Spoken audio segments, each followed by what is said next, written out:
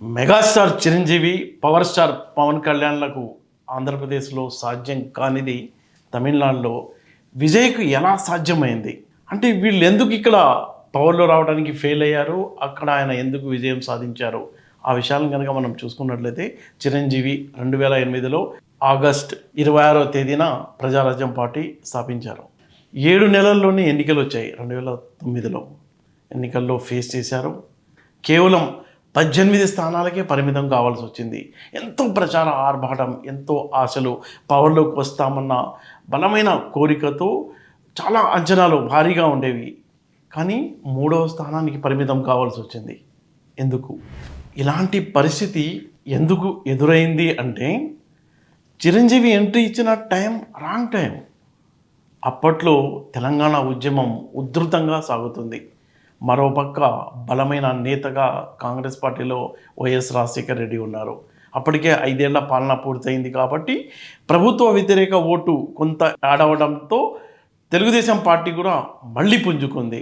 పైగా వామపక్షాలతో కలిసి తెలుగుదేశం పార్టీ పోటీ చేసింది. కాబట్టి ఒక పక్క బలమైన కాంగ్రెస్ ప్రభుత్వం వైఎస్ఆర్ నేతృత్వంలో, మరోపక్క వామపక్షాలు టీడీపీ కలిసి పోటీ చేశాయి. కాబట్టి పోటీ అంతా వీళ్ళిద్దరి మధ్య ఉంది. ప్రజారాజ్యం పార్టీ 3వ స్థానానికి పడిపోవాల్సి వచ్చింది.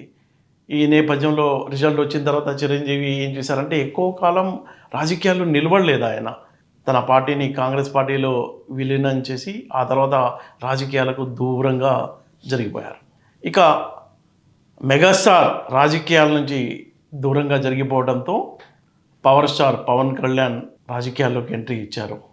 2014 మార్చి 14న జనసేన పార్టీని ఆయన స్థాపించారు.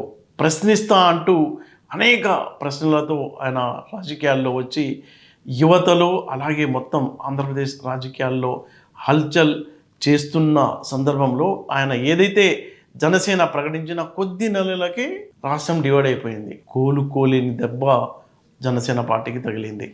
జనసేన పార్టీ పవన్ కళ్యాణ్ ఏపీకే పరిమితమయ్యారు. 2019లో ఆయన ఎన్నికల్లో పోటీ చేశారు.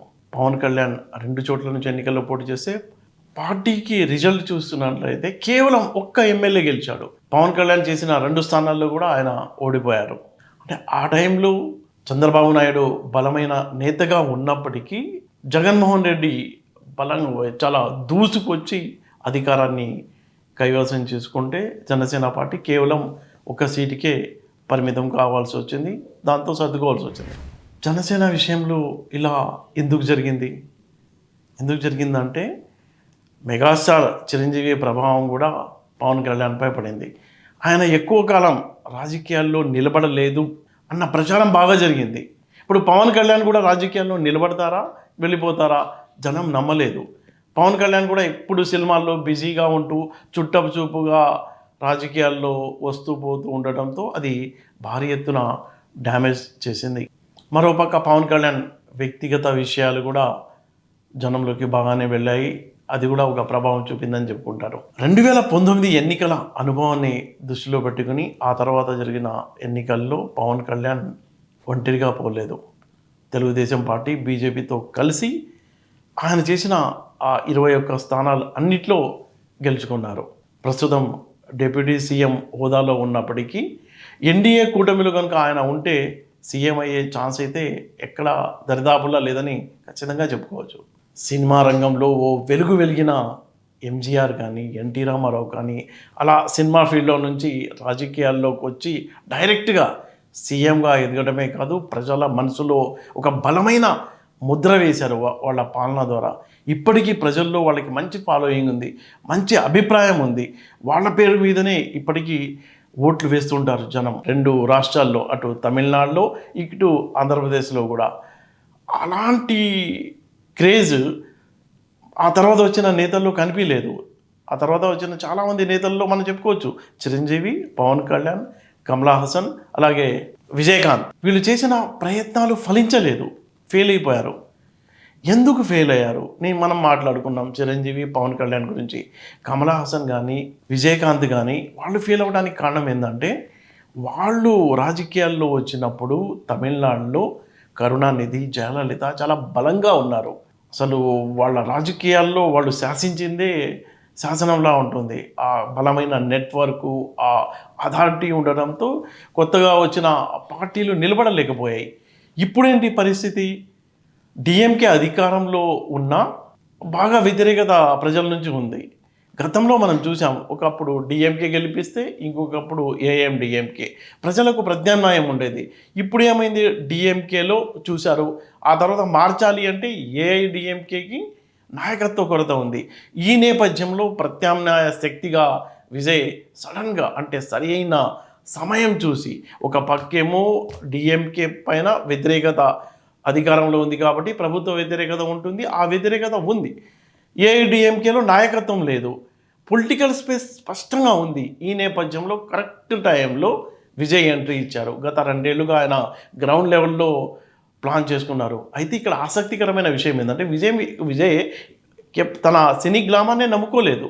ఆయన చాలా ప్లాన్ చేసుకున్నాడు. యువతని ఆకట్టుకునేలా తన పథకాలు ప్రకటించుకున్నాడు. అలాగే ముస్లింలని, క్రిస్టియన్లని తన బలమైన ఓటు బ్యాంక్‌గా అది ఏదైతే డీఎంకేకి సంబంధించిన ఓటు బ్యాంక్ ఉందో, ఆ ఓటు బ్యాంకును తన వైపుకు మళ్లించుకోగలిగాడు. నేరుగా డీఎంకే పైనే విజయ్ తన ప్రచారంలో అటాక్ చేస్తూ తిరిగిన విషయం అందరూ చూశారు. అయితే ఆ ఓటు విజయ్‌కు సంబంధించిన సినీ అభిమానులు ఎవరైతే ఉన్నారో వాళ్ళంతా ఓటేశారు. అలాగే యువత ఆయనకు ఓటేసింది. ముస్లింలు ఓటేశారు. క్రిస్టియన్లు ఆ బెల్ట్ అంతా ఓటుగా మారిపోవడంతో విజయ్ ఘన విజయం దిశగా సీఎం దిశగా ఆయన కొనసాగుతున్నారని చెప్పుకోవచ్చు. అంటే ప్రధాన తేడా అది. చిరంజీవికి, పవన్ కళ్యాణ్‌కు రాని అవకాశం కానీ, అక్కడ టైం కానీ విజయ్ కలిసి వచ్చింది. అక్కడ సరైన టైం ఉంది. బలహీనమైన ప్రత్యర్థులు ఉన్నారు. పక్కా వ్యూహం ఉంది. అవి వాళ్ళకి లోపించాయి. ఇతను చాలా పక్కా వ్యూహంతో 2 ఏళ్ళు కష్టపడి సింగిల్గా పోటీ చేసి ఎవరితో కలవకుండా మనం చూసాం. గతంలో చేసిన పొరపాటు అది పవన్ కళ్యాణ్ అది పొరపాటు వాళ్ళ డిసిషన్ అన్నమాట. బీజేపీ, టీడీపీతో కలిసి అంటే ఆయన తాను గెలవాలి అనే దానికంటే ఎక్కువగా అధికారంలో ఉన్న పార్టీని ఓడించాలన్న లక్ష్యంతో ఆయన వెళ్ళారు. ఆ లక్ష్యం పూర్తి చేసుకున్నారు. కానీ ఇక్కడ విజయ్ అలా కాదు. తాను గెలవాలనుకున్నాడు. సింగిల్గానే వెళ్ళాడు. తన ఏం చేయాలనుకుంటున్నాడో స్పష్టంగా చెప్పాడు. అక్కడ స్పేస్ ఉంది. ఏదైతే తమిళనాడు ప్రజలకు ప్రతిసారి మారుస్తూ ఉంటాడు. మనం చూసాం జయలలిత భారీ మెజార్టీతో గెలిస్తే ఆ తర్వాత కరుణానిధి భారీ మెజార్టీతో గెలుస్తూ ఉండేవాళ్ళు. అలా ఉండేది. కానీ ఆ ప్రత్యామ్నాయం ఏదైతే జయలలిత చనిపోయిన తర్వాత నాయకత్వాలు కొరత ఉందో అది తీరుస్తాడు అని తమిళ ప్రజలు నమ్మటం వల్లే విజయ్ అక్కడ ఘన విజయం సాధించారని చెప్పవచ్చు.